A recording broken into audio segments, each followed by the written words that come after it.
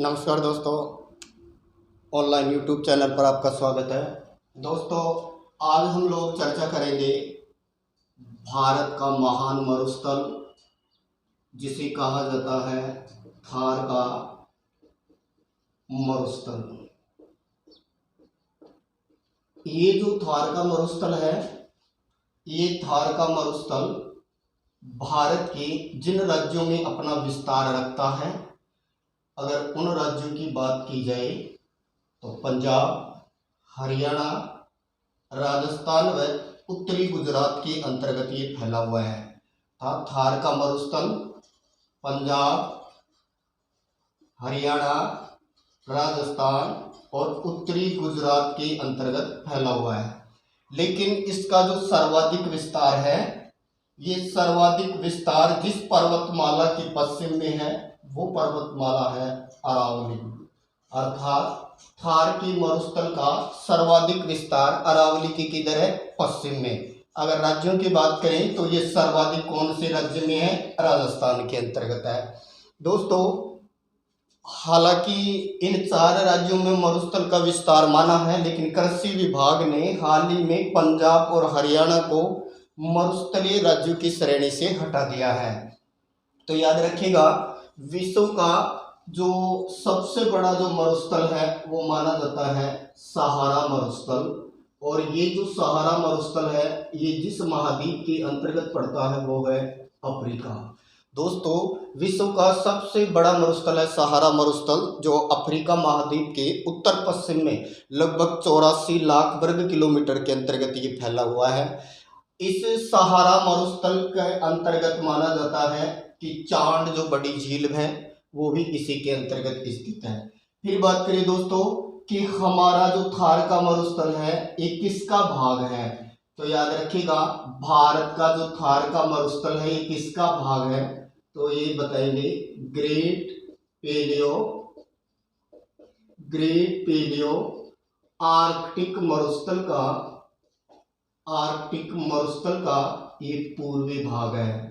याद रखिएगा, भारत में जो थार का मरुस्थल है ये किसका भाग या हिस्सा है? तो ग्रेट पेलियो आर्कटिक मरुस्थल का पूर्वी भाग है। और इसका संबंध किस महाद्वीप से है? तो वो है अफ्रीका महाद्वीप। अर्थात ये कहे कि ग्रेट पेलियो आर्कटिक मरुस्थल जिसका संबंध अफ्रीका से है, उसी का पूर्वी भाग पाकिस्तान और हमारे भारत के अंतर्गत है।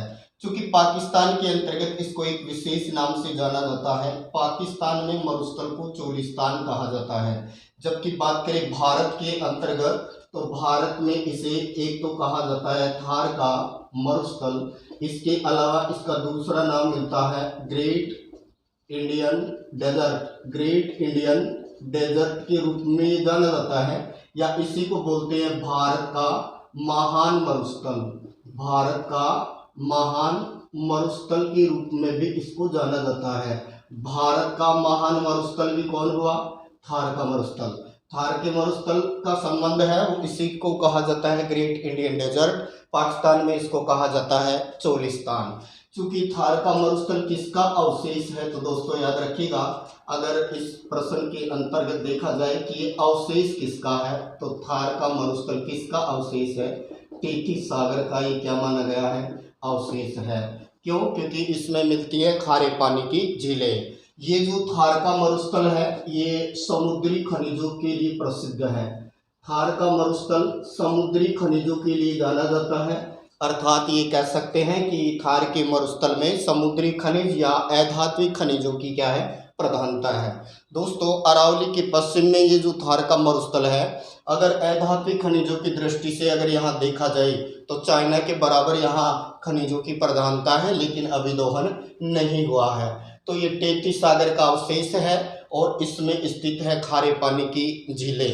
जैसे थार के मरुस्थल में जो अस्थायी जो झील बनती है, थार के मरुस्थल में दो तरह की झीलें हैं, एक को नाम दिया है अस्थायी और एक कहलाती है स्थायी। स्थायी जो झीलें हैं इनको कहा जाता है प्लाया। याद रखिए, जो थार के मरुस्थल में स्थायी जो झील है उन्हें क्या कहा जाता है? प्लाया। जैसे डीडवाना है, ये प्लाया का बेस्ट उदाहरण है। जबकि अस्थायी जो झील होती है ये टाट कहलाती है।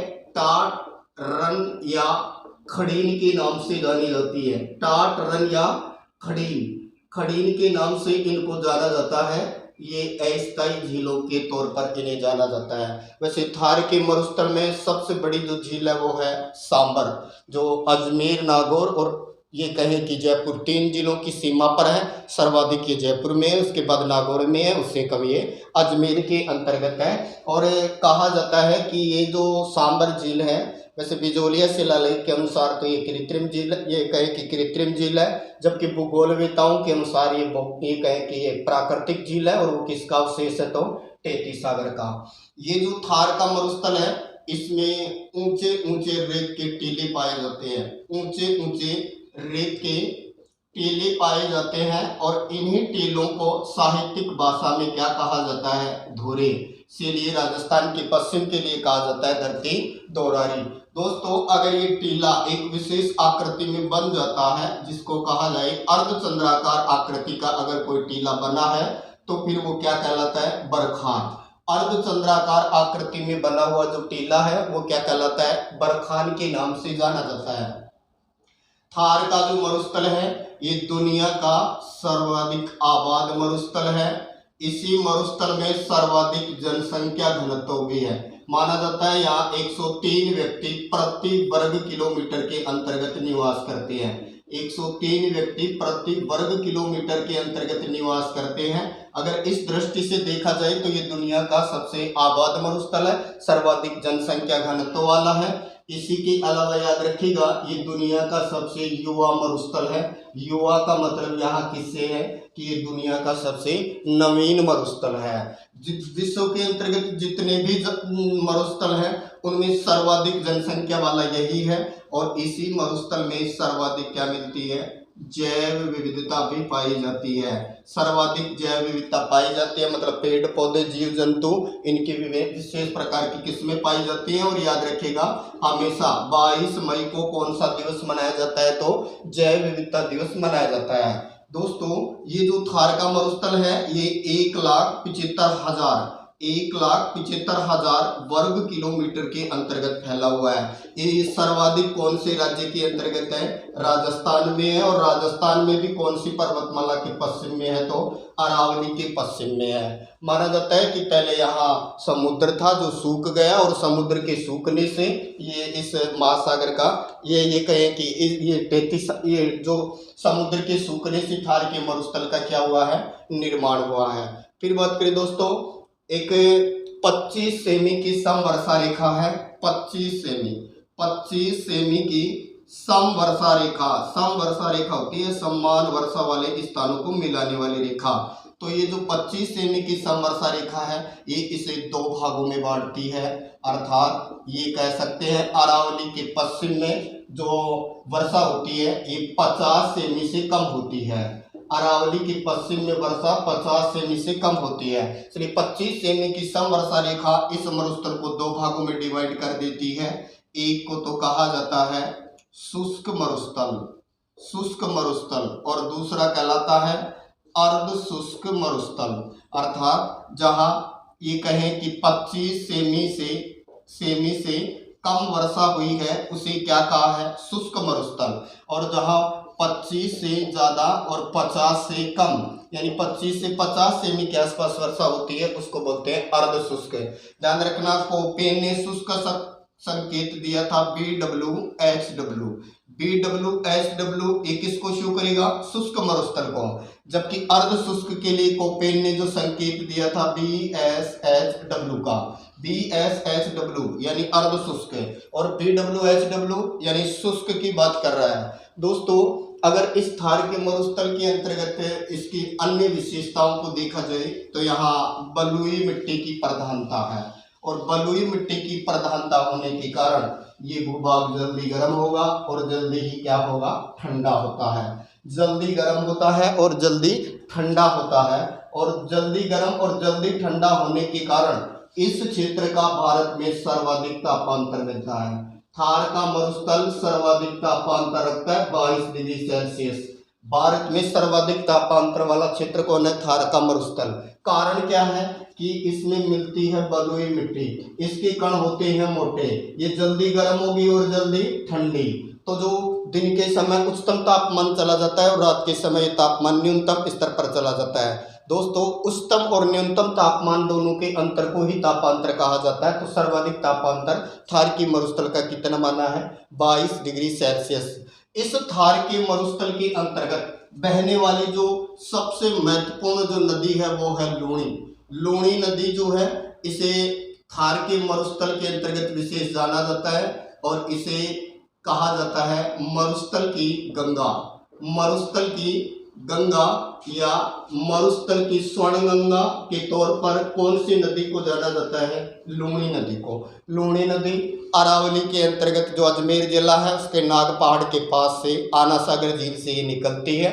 6 जिलों से बहती हुई ये कच्छ के रण के अंतर्गत लुप्त होती है। तो लूणी नदी इस क्षेत्र की महत्वपूर्ण नदी है जिसे कालिदास ने अंतः सलीला कहा। इसी क्षेत्र के अंतर्गत है इंदिरा गांधी नहर का भी नाम सुना होगा आपने।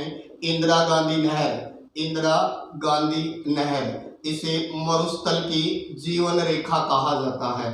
इंदिरा गांधी नहर को मरुस्थल की क्या कहा जाता है? जीवन रेखा। मरुस्थल की गंगा, मरुस्थल की स्वर्ण गंगा, ये किस नदी को कहा जाता है? तो दोस्तों याद रखिएगा ये लूणी नदी को कहा जाता है। फिर बात करें इस थार के मरुस्थल में कौन सी वनस्पति मिलेगी? तो वनस्पति में याद रखिएगा यहाँ की वनस्पति को क्या कहा है? जीरोफाइट। जीरोफाइट या फिर इसको एक और नाम दे सकते हैं मरुद्भिद। जीरोफाइट या मरुद्भिद यहाँ पर क्या पाई जाती है? वनस्पति पाई जाती है। इस क्षेत्र में जो वर्षा होती है ये 50 सेमी से कम होती है, इसीलिए दोस्तों यहाँ मरुस्थलीय वन पाए जाते हैं। मरुस्थलीय वनस्पति पाई जाती है या ये बोल सकते हैं मरुस्थलीय वन मिलते हैं, अर्थात इनमें झाड़ियों की क्या होती है? प्रधानता होती है। पत्तियां छोटी होती है, मोटी होती है और ज़्यादातर कांटों के रूप में होती है। जड़ें लंबी होती है क्योंकि यहाँ जल की कमी होती है ताकि भूमि से गहराई से जल का क्या किया जा सके? अवशोषण किया जा सके। इसलिए यहाँ की वनस्पति को क्या कहा है? जीरोफाइट। दोस्तों ईश्वरी प्रकाश ने इस प्रदेश को क्या नाम दिया है? तो याद रखिएगा इस प्रदेश को रुक्ष प्रदेश का नाम दिया है। ईश्वरी प्रसाद ने थार के मरुस्थल को क्या कहा है? रुक्ष प्रदेश का नाम दिया गया है। इस थार के मरुस्थल के अंतर्गत जो कहें कि जो झीलें हैं ये कहें कि खारे पानी के जो प्रमुख झीलें हैं जिनके अंतर्गत हम बात करें जैसे फलोदी जोधपुर के अंतर्गत खारे पानी की झील है। इसके अलावा बात करें डेगाना नागौर में, इसके अलावा बात करें जिसका नमक खाने योग्य नहीं है डीडवाना, ये भी नागौर में है। इसके अलावा बात करें इसी प्रदेश के अंतर्गत कुचामन, ये भी खारे पानी की झील है। इसके अलावा बात करें ताल छापर और ताल छापर ये चूरू में है, ये भी खारे पानी की है। इसके अलावा बात करें काऊद, ये जैसलमेर में आयोडीन के लिए प्रसिद्ध है, ये भी खारे पानी की है। यानी ये कहे कि जो खारे पानी की जो इस क्षेत्र में जो झीलें हैं उनमें सांबर भी है। इसके अलावा सबसे खारी जो जानी जाती है पंचभद्रा भी इसी के अंतर्गत आती है। इसके अलावा अक्षांशीय दृष्टि से भारत की सबसे उत्तरी खारे पानी की झील लूणकरणसर, ये भी इसी थार वाले क्षेत्र से ही संबंध रखती है। इसके अलावा सीकर में स्थित कोछोर ये सीकर के अंतर्गत है। इसके अलावा और बात करें तो कछोर जो कि जैसलमेर के अंतर्गत है। काऊद जैसलमेर में, कोछोर सीकर के अंतर्गत है। तो दोस्तों इस क्षेत्र में बहने वाली जो महत्वपूर्ण नदी वो लूणी है, लेकिन खारे पानी की यहाँ बहुत सारी झीलें हैं और माना जाता है कि ये झीलें हैं वो तेथीस सागर का ही क्या मानी गई है? अवशेष मानी गई है। दोस्तों वाल्मीकि जी ने इस थार के मरुस्थल को क्या नाम दिया है? इस क्षेत्र को वाल्मीकि जी ने मरुकांतार का नाम दिया है। तो याद रखिए मरुकांतार यानी थार का मरुस्थल को शो कर रहा है। इसके अलावा दोस्तों थार के मरुस्थल की अन्य विशेषताओं की अगर बात की जाए तो ये बलुई मिट्टी का क्षेत्र है और बलुई मिट्टी के कण मोटे होते हैं, इसलिए क्या होता है ये जल्दी गर्म होगा और जल्दी क्या हो जाएगा? ठंडा। इसलिए ग्रीष्म ऋतु में ये क्षेत्र बहुत ज्यादा गर्म हो जाता है।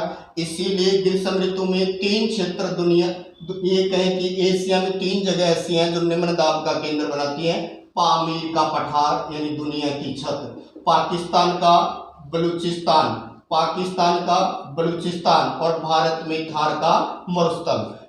ग्रीष्म ऋतु में एशिया महाद्वीप में भारत में थार का मरुस्थल, पाकिस्तान का पेशावर यानी बलूचिस्तान वाला एरिया, और बात करें दुनिया की छत पामीर का पठार, ये जल्दी गर्म होते हैं और ये क्या करते हैं, ये मानसून को आकर्षित करते हैं। मानसून को क्या करते हैं, आकर्षित करते हैं। अर्थात थार का मरुस्थल ये मानसून को आकर्षित करता है। इसके अलावा पाकिस्तान का पेशावर वाला एरिया भी जल्दी गर्म हो जाता है। तो मानसून को आकर्षित करने में भी थार के मरुस्थल का महत्वपूर्ण योगदान है। ये जो थार का मरुस्थल है, इस थार का मरुस्थल का सर्वाधिक विस्तार भारत के जिस राज्य में है वो राजस्थान है, और अरावली के सर्वाधिक किधर बताएंगे तो पश्चिम के अंतर्गत है। दोस्तों, इस थार के मरुस्थल के अंतर्गत कुछ जगह प्रसिद्ध है, जैसे थार के मरुस्थल के अंतर्गत याद रखिएगा लाठी सीरीज, ये जैसलमेर के अंतर्गत एक जगह है लाठी सीरीज, कहा जाता है 60 गुणा 80 मीटर का एरिया है। इसमें हल्की सी बूंदाबांदी हो जाती है तो बड़ी मात्रा में एक विशेष प्रकार की घास उगती है जिसको कहा जाता है सेवण घास। सेवण घास को गोडावन की क्या कहा जाता है, प्रजनन स्थली। याद रखिए, शरण स्थली तो बहुत सारी हैं, इसे क्या कहा है, गोडावन की प्रजनन स्थली कहा जाता है। कौन सी घास को, सेवण घास को। कौन कौन सी जगह उगती है, ये लाठी सीरीज में, जो जैसलमेर के अंतर्गत है। माना जाता है कि इसी एरिया से प्राचीन एक नदी बहा करती थी जिसका नाम सरस्वती नदी था, जो लुप्त हो गई, और सरस्वती की जगह पर वर्तमान में कौन बह रही है, घग्गर नदी। नटल नदी कौन, घग्गर। हकरा कौन, घग्गर। सोत्रा कौन, घग्गर। लेटे हुई, घग्गर। मृत नदी भी, घग्गर। डेड रिवर भी, घग्गर। राजस्थान का शोक भी, घग्गर। और एकमात्र हिमालय से राजस्थान आने वाली नदी भी घग्गर है, और रेड क्लिफ को पार कर पाकिस्तान के पोर्ट अब्बास जाने वाले भी घग्गर है, और ऋग्वेद की सबसे पवित्र नदी भी घग्गर है, लेकिन महत्वपूर्ण नदी सिंधु को माना गया है। तो ये सरस्वती नदी का एरिया है। इस क्षेत्र से पहले सरस्वती नदी बहा करती थी। काजरी के जो विद्वान हैं, काजरी के विद्वानों ने या वैज्ञानिकों ने इस सरस्वती नदी को वापस धरातल पर लाने के लिए परियोजना रखी है। इसके क्षेत्र के ऊपर से कच्ची नहर निकाली जाएगी, उसमें जल छोड़ा जाएगा, और फिर धीरे धीरे ये नदी वापस धरातल के ऊपर आ जाएगी। दोस्तों, इसी के अंतर्गत है, इसी लाठी सीरीज में एक विशेष जगह है चंदन नलकूप। याद रखिए, चंदन नलकूप को क्या कहा जाता है, थार का घड़ा। थार का घड़ा किसको कहा जाता है, चंदन नलकूप को। ये कहा है, लाठी सीरीज से संबंध है इसका भी, तो ये कौन से जिले के अंतर्गत मिलेगा, जैसलमेर में। और इस जो ये कहे कि चंदन नलकूप है, इससे 60 मीटर की गहराई पर इतना अथाह जल मिलता है कि ये कह सकते हैं कि पूरे राजस्थान के पश्चिम में 400 मीटर की गहराई तक जल नहीं मिलता है। मिलता है तो फिर वो खारा मिलता है, लेकिन यहाँ 60 मीटर की गहराई पर अथाह जल है। कहा जाता है पूरे राजस्थान को पेयजल सप्लाई किया जा सकता है। इसीलिए विद्वान ये मानते हैं कि ये सरस्वती नदी वाला ही एरिया है, अर्थात इस क्षेत्र के नीचे से सरस्वती नदी आज भी बह रही है। चंदन नलकूप के अलावा याद रखिए, जैसलमेर में एक और प्रसिद्ध जगह है आकल गांव। आकल गांव कहाँ है, जैसलमेर में है। ये किसके लिए प्रसिद्ध है, तो यहाँ आकल वुड फॉसिल्स पार्क है। आकल वुड फॉसिल्स क्या है, पार्क है। अर्थात यहाँ ये कहे कि करोड़ों वर्ष पूर्व के ये यहाँ 25 पेड़ों के क्या रखे हैं, तने रखे हैं, और इन 25 पेड़ों के तनों के लिए कहा जाता है कि ये 18 करोड़ वर्ष पुराने माने गए हैं। इन्हें कास्ट जीवाश्म उद्यान, आकल कास्ट जीवाश्म उद्यान के रूप में जाना जाता है। इसके अलावा थार के मरुस्थल यानी जैसलमेर वाले एरिया से चूहे के दांत मिले हैं, डायनासोर के अंडे मिले हैं इसी क्षेत्र से, तो ये बहुत ही महत्वपूर्ण बातें हैं। फिर बात करें कि यहाँ 25 पेड़ों के तने मिले हैं। इसके अलावा इसी थार के मरुस्थल में सबसे बड़ा जो बांध है वो यहाँ पर है जवाई बांध। थार के मरुस्थल में सबसे बड़ा बांध कौन है, जवाई बांध है, जो पाली में है और जवाई नदी पर है। इसी को कहा जाता है मारवाड़ का अमृत सरोवर। मारवाड़ का अमृत सरोवर के नाम से इसे जाना जाता है। तो मारवाड़ का अमृत सरोवर किसी कहा जाता है, जवाई बांध को। और जवाई बांध किस नदी पर बनाया गया है, तो ये जवाई बांध जवाई नदी पर है। दोस्तों, ये जवाई लूणी की प्रमुख सहायक नदी है जो पाली में गोरिया गांव से निकलती है, सुमेरपुरा के पास। इस पर जवाई बांध बनाया गया है। इसी जवाई बांध में सेई परियोजना के माध्यम से जल लाया जा रहा है उदयपुर से, और इस बांध को एक उपनाम दिया है, इसे बोलते हैं मारवाड़ का अमृत सरोवर। इसके नेक्स्ट दोस्तों और बात करें तो इसी के अंतर्गत जो बाड़मेर जिला है उसमें एक और जगह है बाटूड़ा का कुआं, और ये जो बाटूड़ा का कुआं है इसको थार का जल महल कहा जाता है। थार का जल महल किसे कहते हैं? बाटूड़ा के कुआं को। मारवाड़ का अमृत सरोवर किसे कहते हैं? जवाई बांध को। और बात करें चंदन नलकूप को क्या कहा जाता है? तो इसे कहा जाता है थार का घड़ा। और लूणी नदी को कहा जाता है मरुस्थल की गंगा। दोस्तों ये जो थार का मरुस्थल है इसके अंतर्गत है कटीली झाड़ियों की विशेष प्रधानता है। ये दुनिया का सबसे युवा, आबाद, सर्वाधिक जैव विविधता वाला मरुस्थल माना जाता है। इसी को पाकिस्तान के अंतर्गत चोलिस्तान कहा जाता है, और इसे ये कहें कि 25 सेमी की समवर्षा रेखा 2 भागों में डिवाइड करती है। ये कहें कि शुष्क और अर्ध शुष्क। बाकी दोस्तों चर्चा करेंगे नेक्स्ट क्लास में। चैनल को लाइक करें, सब्सक्राइब करें। Thank you.